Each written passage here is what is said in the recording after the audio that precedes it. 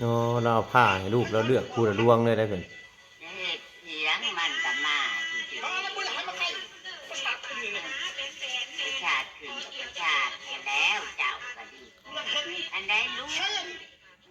ถ้าข้อทำแหลมกันมากูเนี่ยมาก็แล้วมันยังบ่ได้อยู่จะได้ มึงสิไหน นอกแค้น ชูประ จะ โทษ อายบ้านอายเมืองบ่ ใครบอก นอกแค้นพังใจแบบว่า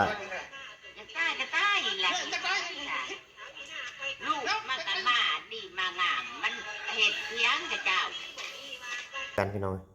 บ่ให้นะบ่ มันจะดิ้นกูมึงว่าใช้ มันจะดิ้นสิขอไปอยู่ที่พอเนาะ มันอยู่ในใช้กูหวัดมึงแม่ ล่าจะเถียงนะ ไม่ให้ไหนข้าบุขามึงสิ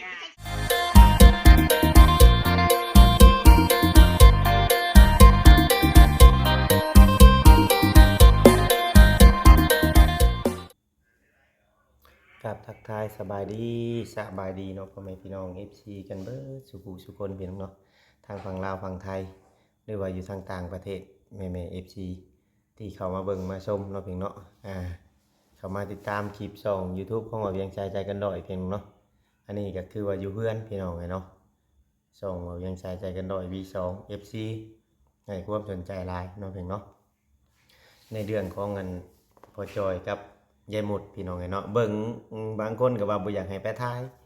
บัดเบิ่งได้ก็เบิ่งอันนี้เพิ่นว่าเนาะเบิ่งคักเบิ่งแน่เพิ่นว่านำทุกขั้นทุกตอนพี่น้องไงเนาะแต่ว่าเว้าเวียงพลาดไปตอนนึงเมื่อวานนี่พี่น้องไงเนาะ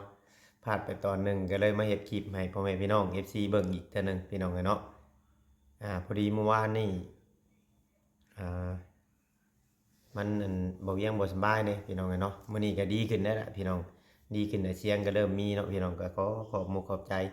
FC ขอบมุกขอบใจทุกกำลังแรงใจเนาะเพียงเนาะทุกคอมเมนต์ทุกการกดไลค์กดแชร์พี่น้องเนาะช่วงนี้ก็เฮ็ดคลิปไลน์เนาะเพียงเนาะเฮ็ดคลิปไลน์แน่เพื่อให้มีได้ไล่เนาะเพียงเนาะมาจุนเจือครอบครัวกับลูกเมียนู่นนั่นนี่ค่าน้ำเมือกน้ำมันพี่น้องเนาะกับพยายามเฮ็ดคลิปไลน์ในกะเพราะว่าสภาพของพอจอยกับแม่มุดตอนนี้ผู้ใหญ่ถอนโตไปแล้วพี่น้องเนาะทางเพิ่นบ่ช่วยแล้วว่าง่ายๆซะชุมเฮาถ่ายคลิปเนาะเพียงเนาะแต่ว่า FC ก็ยังติชมเข้ามาอยู่พี่น้องเนาะว่าเพิ่นบ่อยากให้ถ่ายเนาะเพียงเนาะเพิ่นว่ามันไร้สาระแฮงพี่น้องเนาะมีแต่ว่าเบิ่งกันไปพี่น้องเรื่องราวชีวิตของเพิ่นสิเป็นแนวใดเนาะเพียงเนาะบ่เวียงเขาสิให้พ่อแม่พี่น้องเบิ่งคลิปของอันเขาเอาลาวเมื่อวานนี่แหละพี่น้องเนาะมันเดือดแห้งพี่น้องเนาะที่บ่เวียงพลาด FC ก็เว้าอยู่บ่เวียงคือพลาดเพิ่นว่าเนาะอันนี้เพราะว่าเพิ่นมาน้ำหลังนะพี่น้องบ่เวียงก็เลยบ่ได้อยู่พร้อมกันกับซุเพิ่นนั่นถ่ายเนาะก็บ่เป็นหยังพี่น้องเอ้ยเฮาก็ถ่ายเฮาก็เบิ่งถ่ายไปเบิ่งไปพี่น้องเนาะเพราะว่าทุกสิ่งทุกอย่างเนาะพี่น้อง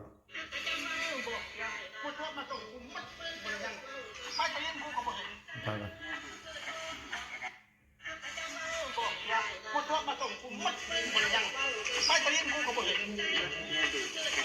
เพราะว่าในประตูเราฟังเพลงเลยพี่น้องมันจะดิ้นกูมึงว่าใช้ มันจะดิ้นสิขอไปอยู่ที่พอเนาะ มันอยู่ในใช้กูหวัดมึงแม่ ล่าจะเถียงนะ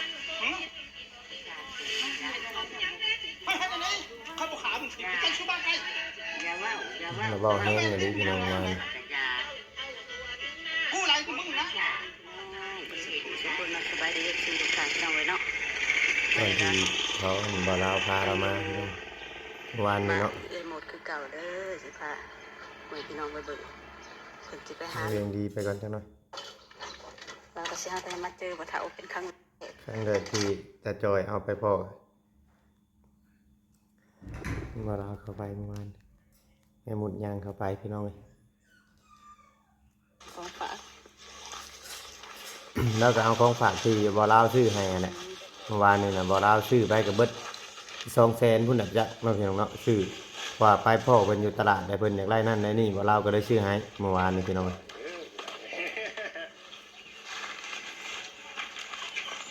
โทรศัพท์บ่เวียงมันมีเครื่องเดียวเนาะเครื่องนี้มันถ่ายคลิปบ่ได้เครื่องที่บ่เวียงเบิ่งตอนนี้มันถ่ายคลิปบ่ได้บ่เวียงก็เลยลงคลิปช้าแน่พี่น้องเนาะลงคลิปลงคลิปช้า FC ก็ว่าบ่เวียงลงคลิปช้าอยู่เพราะมันมีเครื่องเดียวมันฮ้อนเนี่ยมันจะตัดโทรศัพท์มันรุ่นเก่าเนี่ยนะพี่น้องมันฮ้อนนะมันจะตัดเนี่ยมันลงคลิปบ่ไหวลงคลิปบ่ค่อยทันหมู่มันบ่คือนั่นนะเพราะมันเป็นโทรศัพท์ซัมซุงรุ่นธรรมดานะพี่น้องเรากับต้นแรกๆก็เอาเข้าไปให้ยูนเอาไปให้จะบีอยู่พี่น้องแต่จ้อยบ่กล้านั่งใกล้ได้มื้อนี้จนเท่าเฮาบอกแล้วจังนั่งใกล้มื้อนี้นั่งใกล้พอเฒ่า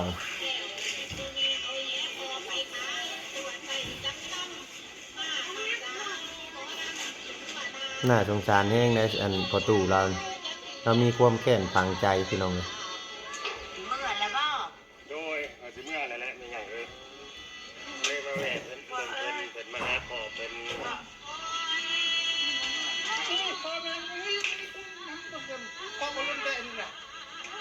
นั่นไงมีทำไมนะฆ่าได้ยังไง บ่มีได้มาขอ มึงเอาเลือกมึงเอาเลือกไหน โอ้เราเอาผ้าให้ลูกเราเลือกคู่ละดวงเลยได้เพิ่น จะเฮ็ดเสียงมันก็มาจริง เอาแล้วกูอยากให้มาใครประสาทขึ้นนี่ ๆประชาติขึ้นประชาติกันแล้วเจ้าก็ดี เราเห็น อันใดรู้ ใช่แค่ข้อทำแหลมกันมากูเนี่ย มาก็แล้วมันยังบ่ได้อยู่จะได้ นั่นมึงสิไหน เราแค้น ชูประโท จะ ษ อายบ้านอายเมืองบ่ เราแค้นฝังใจแบบว่า จะตายก็ตายแหละลูกมันก็มาดีมางามมันเฮ็ดเสียงกับเจ้าบ่ เฮ้ยใจทำแม่ไหนนี่ไหนเลือกก็ไม่เจ้า โอ้ยก็อ่อนดิเลือกไม่ได้มากแบบมากะสิบาทด่ามาปล่อยจะมาถุงของคุกของกินมังใหม่เนาะ มันจะขึ้นบอกคำกูชอบอ่ะกูใครที่หน้ากูได้ อ๋อคำเราขายดินหน้าเราพี่น้องเนาะเอาเวียงหยุดไว้ก่อนนึงนะคือว่าประตูนี่เราขายดินหน้าเราขายดินหน้าเราไปซื้อคำได้2 บาทเท่าเงินหมดเนี่ยเอาไปขายกับใบตะดินน้ำเราเลยแค้นพังใจอันนี้แหละพี่น้องเบิ่นเอิ้นว่าแค้นพังใจเนาะเพียงเนาะแค้นแบบบ่ให้อภัยบัดลูกบัดเฮงมาทำตัวแบบนี้ลูกบัดเฮงมากินเหล้าติดเหล้าเสเพกินแล้วนานช่วงกินแล้วนานเศร้าเนาะเพียงเนาะก็เลยเฮ็ดให้ประตูนี่อยากให้แฮงพังเอาพี่น้องเนาะพังเอาอันนี้แหละคือว่าที่จริงนี่อันนี้บ่เวียงอธิบายหน่อยนึงที่จริงนี่ทางเขาหมุดนี่ทางเขาพ่อจ้อยนี่มีบุญแต่ว่ามีกรรมตัวที่หมุดเราเฮ็ดกับพ่อกับแม่เรานี้มันเลยมายุดที่ผู้ใหญ่จะช่วยนะพี่น้องเรามีบาปตัวนั้นเด้ยุดที่ผู้ใหญ่จะช่วยตอนที่เรายังบ่ได้เปิดเผยความลับตอนที่ว่าเรายังบ่ได้กินเหล้า แต่ผู้ใหญ่เพิ่นก็พอเรากินเหล้าผู้ใหญ่เพิ่นก็หยุดเลยยกเลิกทุกช่องทางเลยพี่น้องเนาะวันนี้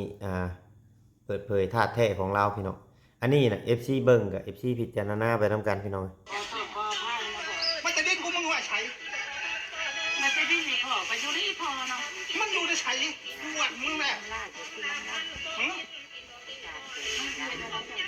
ไม่ให้กันไหนเขาบอกขามึงถีบกันชื่อบ้านใคร อย่าว่า ทำไมดิ้นมึงไหนกูไรกูมึงนะ เราพังเพลงพังลำอยู่เลยเข้าไปช่วงจังหวะ ตั้งไหวกันเดียวก็บอก อยู่นั่นแหละ กูตายอยู่กูจะมาใกล้แม่มึงเป็นนั่นจังขนาดกูมาตายอยู่เฮามาพอปืนได้กูก็ปืนเห็ดด้วยข้าคนบริจาคนั้นลองแจ้งจะเชื่อชมไปเห็ดตายจากปืนเห็ดตายโยนทางไทยก็จะเชื่อกูอยากจะไปถึงเป็นกูตายกูผ่านน้ำมัดได้รวย บอกง่ายๆว่าเราเป็นทหารเก่านะพี่น้องเราเป็นระบบทหารเก่าเลยเล่าใจเราชิโหนเนี่ย นายรอดบอกว่าอะไรขาดจนรวยบอก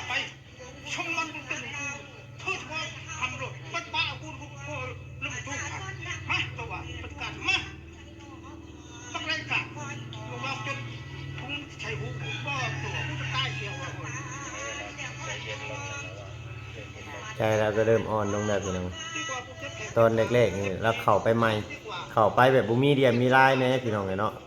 ก็บ่ได้ไปอันบอกเราก่อนหั่นนะถ้าเฮาเข้าไปมื้อนี้เราใจเย็นลงกว่าเก่านะ ว่ายังคอยประชุมยังยังคือว่ามันบอกมันเรื่อง บ่ต้องถือ ที่ สา มัน แล้ จะ ว ตาย เลย เพราะเขาอยู่ในบอกมัน เลยบ่ต้องถือสาแล้ว มันระวังยังหรอ เดือดแห้งอะดิคลิปนี้เนาะพี่น้องเนาะเดือดแห้งอะดิของเขาบ่เล่าว่า20,000บ่พี่น้องยอดไลค์ยอดไลค์ยอดคนดูเนาะพี่น้องเนาะ20,000นี่ นี่ชั่วพระจักร ตอนนี้19,000ฟังเพลงโศกเข้ากันกับจังหวะเลยพี่น้องเอ้ย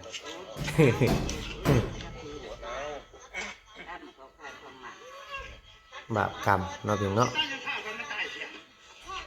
ฆ่ากันไม่ตายเสีย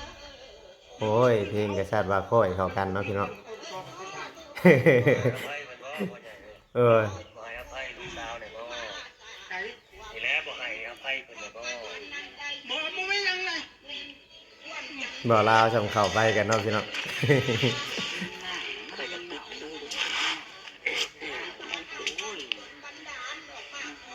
เพลงแบบเพลงโศกเพลงเฉาเข้าจังหวะเลยพี่น้องเอ้ย ขึ้นแห้งเลย นี่เราเลี้ยงเอาคลิปบ่ลาวให้เบิ่งพี่น้องคลิปแม่น้องลุงคลิปบ่ลาวเพิ่นปิดเสียงไว้มันเดือดโพดเพิ่นปิดเสียงไว้เพิ่นยันช่อง YouTube เพิ่นแบนแต่คลิปเมียเพิ่นนี่เพิ่นบ่ได้ปิดเอาเวียงเข้าเบิ่งนะคลิปเมียเพิ่นนี่เพิ่นบ่ได้ปิดพี่น้องเนาะเอาพี่น้องอันนี้คือว่าซ้ำนี่แหละเพราะว่าเฮาเบิ่งคลิปหมู่เบิ่งยาวหลายจังน้อยเพิ่นสิว่าเฮาหลุดคลิปเขาเจ้ามาลงอันนี้คือว่าบ่เวียงเข้ามาเบิ่งให้ยอดไลค์ยาวไลค์เติบเด้อบ่ลาวเด้อ8-9 นาทีผู้เจ้าไลค์นำข่อย นะพี่น้องเอ้ยเนาะคือว่าตามที่ว่าเฮาไปเบิ่งหลักการหรือว่าลักษณะมื้อนี้นั่นทางประตูเราคิดผิดที่เว้ากับลูกหุ่นแฮงเมื่อวานนี้พี่น้องเอ้ยเนาะเราว่าพ่อนี่ก็คิดผิดอยู่ที่เว้าหุ่นแฮงใส่ลูกเกินไปเพราะหยังเพราะอยากให้ลูกนี่เป็นคนดี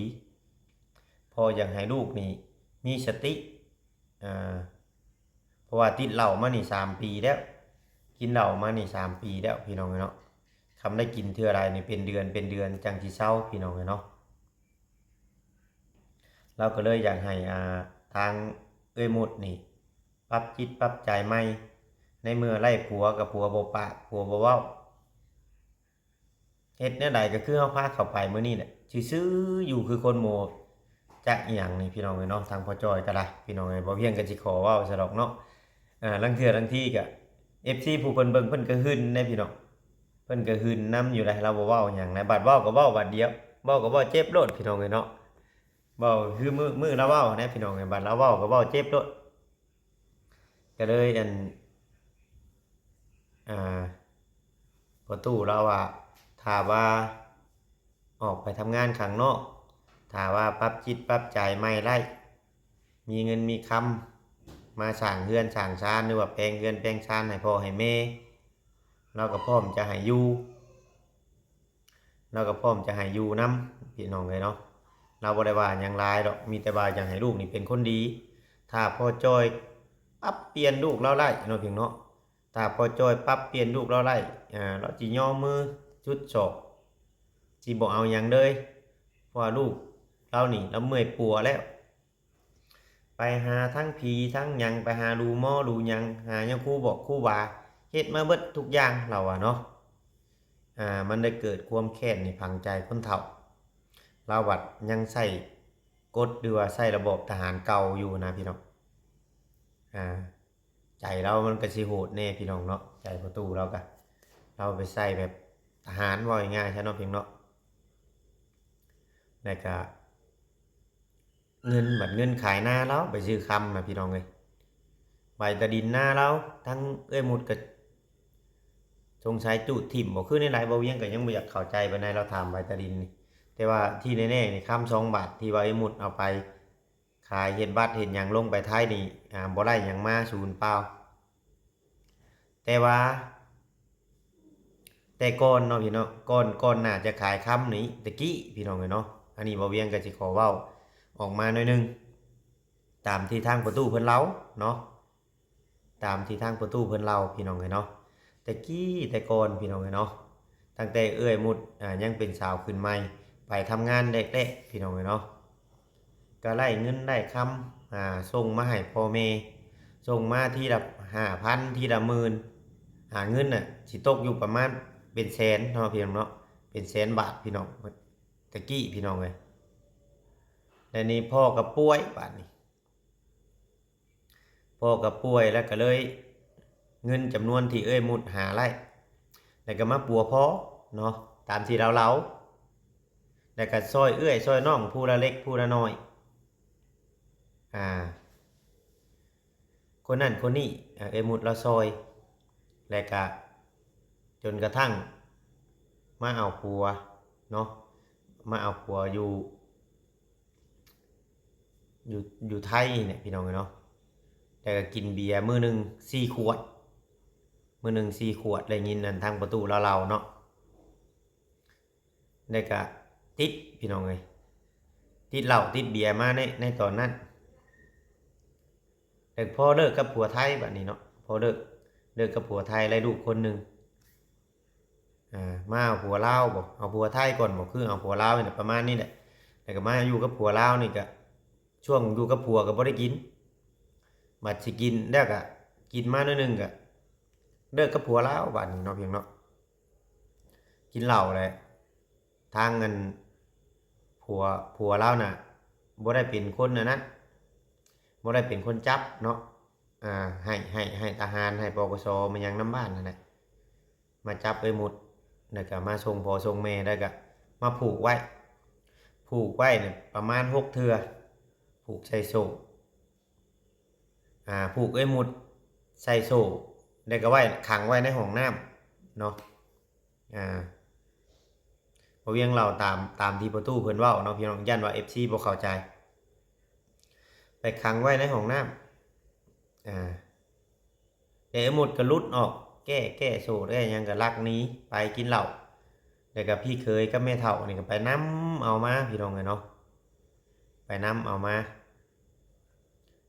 ลายที่พี่น้องเนาะจนกระทั่งเมื่อย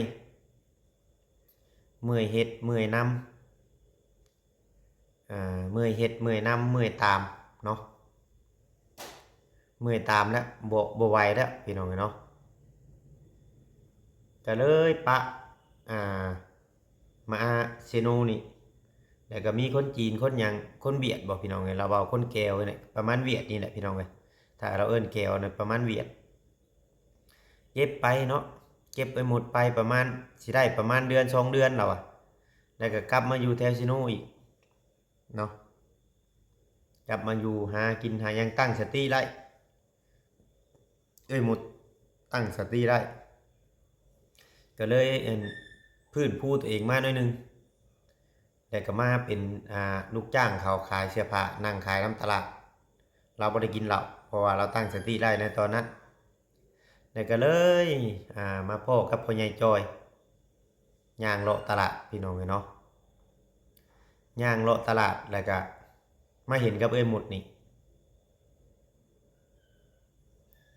แล้วก็เลยเว้ากันโยกกันแล้วก็ฮักมักกันพี่น้องเลยแล้วก็เอากันมาอยู่กับพ่อจอยนี่ปีกลัวๆเนาะมาอยู่กับพ่อจอยนี่ปีกลัวๆแล้วก็พ่อจอยนี่เว้าว่าเอ้ยหมดนี่บ่กินเหล้าเลยจักเทื่อเนาะพี่น้องแต่ตัวนี้อาจจะเชื่อแน่หรือบ่เชื่อแน่ตัวนี้พี่น้องเนาะปีหนึ่งเนี่ยเราสิบ่เตะเหล้าเลยจักดีเลยนี่อาจจะเชื่อแน่หรือบ่เชื่อแน่พี่น้องอันนี้เขาก็ยังบ่ฮู้เนาะเพราะว่าเรื่องของครอบครัวเขาเจ้าในเนี่ยเวลาที่เขาอยู่นำกันหรือว่าช่วงอยู่นำกันเนี่ยเงินบ่หลายเนี่ยได้บ่กล้าซื้อกินหลายแบบนี้บ่เนาะพี่น้องเนาะเพราะว่าตอนที่เราอยู่นำกันเนี่ยเราหาเงินเดือน6 แสนเงินเดือนล้านมันเลยได้บ่หลายเนาะ วันนี้สิ่งที่เราเป็นในจุดนั้นก็เพื่อความพักหลันของชุมเฮาเนาะแล้วก็แม่ๆ FC เพิ่นอันนี้ก็หวังว่าจะให้เรานี่พื้นภูตัวเองเนาะกลับมาเป็นคนดีกลับมาสู่ชีวิตกลับมาแบบมีหน้ามีตานำสังคมเนาะเพียงเนาะแล้วก็ให้เราว่าจะอยู่ไร่แบบไรเนาะเราหาแผนหาวิธีเฮ็ดว่าจะค้าจะขายแล้วก็เลยตัดสินใจว่าสิซื้อไก่ผู้ใหญ่เพิ่นก็ทักมาเพิ่นก็เอาเงินให้ซื้อไปซื้อย่างชื่อหยังแล้วเพิ่นก็ขอล้มกับเอ้ยหมุดในมื้อนั้นเนาะขอล้มกับเอ้ยหมุดก็โอเคตกลงกันเนาะก็ว่าสิฝากเงินมาเพิ่มเพิ่นก็ยังคุยกับบ่เวียงอยู่ตอนนี้ก็เพิ่นก็ยังคุยอยู่เนาะเพิ่นว่าสิฝากเงินมาเพิ่มในตอนนั้นเอ้ยหมุดกลับเมื่อบ้านบัดนี้กลับเมื่อบ้านแหละเมื่อหาเอื้อยให้เอื้อยพาไปว่าจะหาชื่อไก่ชื่อหยังพอเอื้อยหมุดกลับลงมาเกิดความเครียดว่าไปหาถามเลาะไก่ว่าเขาขายแพงเลยเกิดความเครียดไปชื่อเบียร์มาอยู่2 กระป๋องมากินมื้อแรกเนาะเพียงเนาะชื่อเบียร์มากินอยู่2 กระป๋องก็เลยยาวเลยบัดนี้พี่น้องเนาะเงินโตที่ยังเดือก็เลยสูญหายไปเลยบัดนี้พี่น้องแล้วก็ไปลงทุนให้ผัวกระจิกกระจอกผัวไปขายเครื่องบ่เบิดบ่หยังแล้วก็มาแห้งสะสมเขาก็เลยอันนั้นพี่น้องเนาะก็เลยมีความกดหลั่นขึ้นมาหลายอย่างพี่น้องเราว่าเราให้ฟังมันเป็นด้วยฤทธิ์ของเราพี่น้องเนาะคนกินกับเมาอย่างกินกับเมาพี่น้องเฮาก็ถือว่าแก้ไขบ่ตกในตัวนี้นะพี่น้องเมาเหล้านี่แบบเฮาไปให้เราให้ญาติเขามื้อแรกเนี่ยเขาเจ้าให้ชุมเฮาเอาไปฝากเข้าศูนย์บำบัดเนาะอันนี้เฮาก็บ่กล้าเฮ็ดเพราะว่ามันยังบ่ถึงขนาดนั้นพี่น้องเนาะมันยังบ่ถึงขนาดนั้น1มาเรายังบ่ได้ทำลายข้าวของแค่ว่าโวยวายซื่อก็คือสบายนี่เราทำลายข้าวของนะพี่น้องแต่ก่อนเนาะเราเผารถถีบที่ผู้ใหญ่ซื้อให้แล้วก็พันทั้งเทื่อก็เอามีดกรีดตัวเองทั้งเทื่อผัวกับเมียนี่พันกันเองนะพี่น้องตอนนั้นสบายนะรู้เลือดคือกันตอนนั้นก็บางคนว่ายายหมุดนี่นักกว่าสบายบางคนตามที่เฮาย้อนเบิ่งคลิปนี่สบายกับยายหมุดนี่ก็อยากพอๆกันนะพี่น้องอยากพอๆกันแต่ว่ามันเป็นคนละแบบเนาะตัวนั้นมันสิเมายาแน่ตัวนะเมาคนละแบบแต่ว่าสบายเราไม่ได้กินเหล้าเนาะมันจะเป็นคนละแบบแต่ว่าการที่สิไปสู่บำบัดเนี่ยมันก็ขึ้นอยู่กับพ่อกับแม่เขาเจ้าคือเก่าเนาะเพราะว่าเมื่อยได้เราบ่เฮ็ดเราบ่สอนำเพราะว่าการที่เข้าสู่บำบัดมันก็ต้องเสียเงินเราเนาะเราเลยบ่สอนเราเลยปล่อยเลยมีแต่ให้พ่อจอยจัดการเองบัดนี้แต่พ่อจอยนี่ลูกเราก็บอกเนาะไผก็บอกแต่ว่าเราเลือกที่จะเบิ่งอีกสักตั้งหนึ่งว่าสิปัวอีกสักตั้งหนึ่งเนาะอันนี้คือว่าความหักพี่น้องเนาะความหักโดยมันแยกออกจากกันบ่ได้อันนี้แหละพี่น้องเนาะยอมกัดก้อนเกลือกินน้ำกันเพิ่นว่าเนาะพี่น้องเฮาสิไปแยกครอบครัวเพิ่นบ่ได้พี่น้อง FC บอกว่าเอาพ่อจ้อยขึ้นรถเมื่อเลยบ่ต้องให้อยู่นำเราก็นำหากันคือเก่าพี่น้องในเมื่อเราหักมักกันพี่น้องเนาะอันนี้เฮาก็สิเว้าให้เพิ่นบ่ได้พี่น้องเนาะ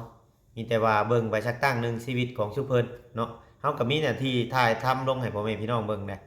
เฮาถ่ายลงก็มีคนเบิ่งอยู่เนาะพี่น้องเนาะอันนี้แหละพี่น้องเนาะถ้าว่าผิดพลาดต้องกราบขอโทษขออภัยละลายเนาะพี่น้องเนาะฝากเป็นกำลังใจให้พี่น้องคลิปนี้ก็สิร่ำลาไปแล้วพี่น้องเนาะขอกล่าวคำว่าสบายดีบัดสุคนหักแพงเบิดสุคนพี่น้องเนาะทางฝั่งลาวและก็ฝั่งไทยนำเด้อพี่น้องเนาะแม่ๆ FC อยู่ทางต่างประเทศที่เบิ่งคลิปเบิ่งโฆษณาพี่น้องเนาะขอกล่าวคำว่าสบายดีพี่น้องเนาะ